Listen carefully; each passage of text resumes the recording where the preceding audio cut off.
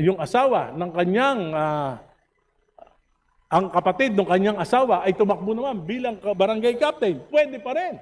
Tama po? Tama po, pero pwede po ako mag-explain kasi puros lang kung tama o mali. Hindi yun ang Hindi, walo kung mamarapatin na. I am asking this question. This is just a premise. This is just a premise at meron po tayong okay, but let me explain, Mr. Speaker. If my good friend, isa sa pinaka nirerespeto ko. Just a short, Ramadan po namin, pagbigyan mo na po ako mag-explain. Kung mamarapatin po. All of these things are possible, Mr. Speaker. These are hypothetical. This can happen. This can be certain or it can be uncertain. But what is certain, Mr. Speaker, is we allow the people to vote. And that is the primordial consideration of this proposal, Mr. Bakit Speaker. pa po tayo nagpapasa ng batas kung pabayaan na lang natin yung mga tao? Bakit pa po kayo nagpanukala ng ganitong batas kung ang inyo palang prinsipyo ay pabayaan na lang kung sino yung iboto ng tao, siyang manalo, kahit magkakapatid, magkakamag-anak, magpipinsan, mag-asawa, mag-ama. Bakit pa kayo nag-sponsor ng bill nito? Dahil apat na pong taon. Kahit di ba kayo naniniwala? Naniniwala po ako dahil ang Constitution po ang nagsasabi, Mr. Speaker. It's not even your decision, Mr. Speaker. It's not even the decision of Congressman Erice. It's not the decision of this representation. It is what the Constitution dictates. Okay. And that is what we're trying to provide, Mr. Speaker, Your Honor. Tama po. Naniniwala po sa sinabi nyo, pero sabi ko nga po, may certain parameters, yung mga framers ng Constitution. Dapat it will prevent the monopoly of power.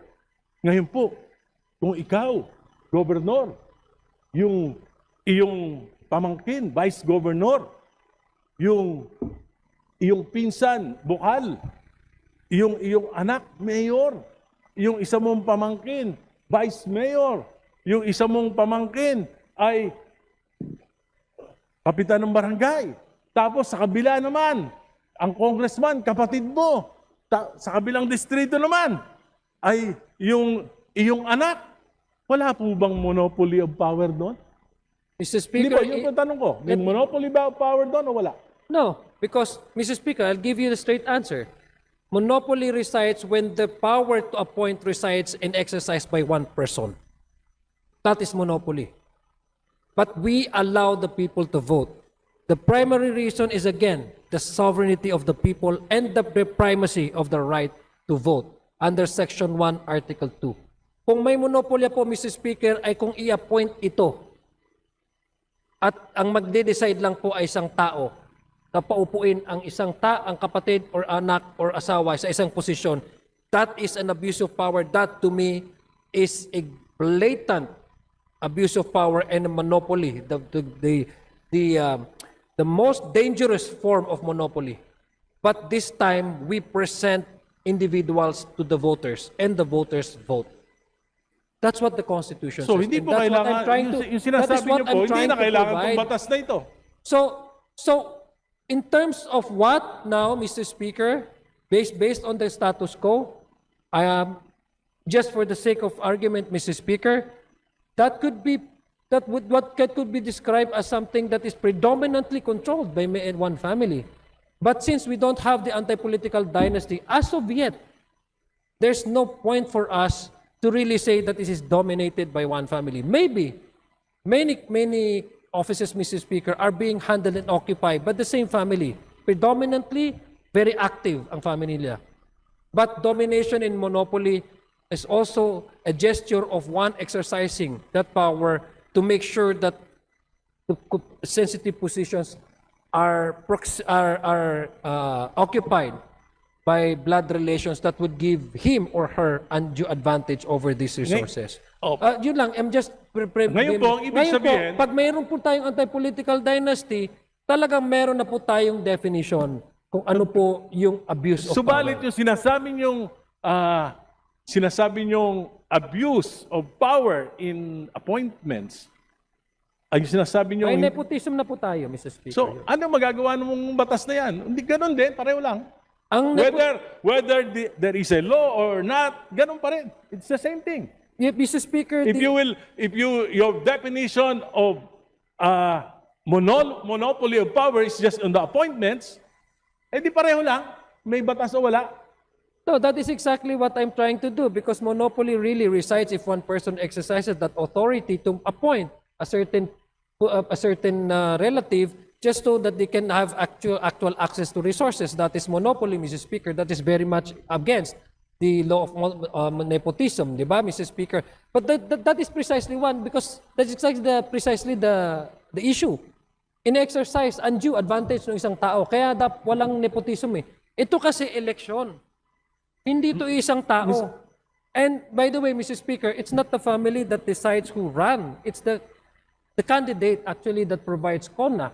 Because remember, Mr. Speaker, Your Honor, the COMELEC requires one candidate to provide the certificate of acceptance and nomination.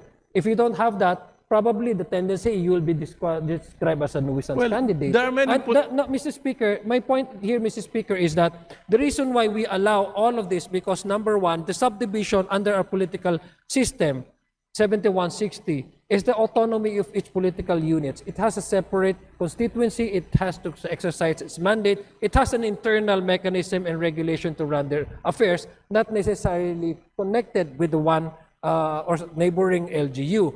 That's how the structure of our political units under the 1971-60, Mr. Speaker, of the Local Government Code. We also attach that in order that we can balance it out with the right to vote and the right to be voted upon. And I've mentioned earlier, Mr. Speaker, there are several bases, not only in the Constitution, Section 5 on the suffrage, Section 1, Article 1, but there are other treatises internationally, which we are the party or signatory of this covenants, the civil and political rights, etc., stating, Mr. Speaker, that there shall be no law abridging the right to vote and to be voted upon, Mr. Speaker, Your Honors.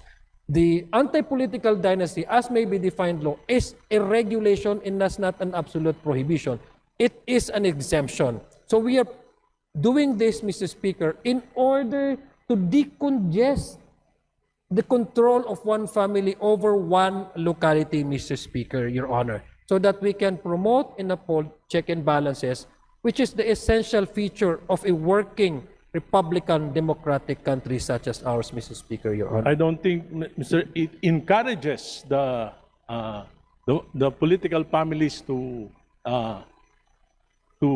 engage more of their family members to run for public office. Anyway, Mr. Speaker, ang isa po sa mga pundasyon ng demokrasya ay check and balance. Naniniwala po ba kayo niya? Tama po yan, Mr. Speaker. Kung ang presidente po, ang kanyang pinsang buo ay speaker, at ang kanyang anak ay majority leader, nagkakaroon po ba ng check and balance?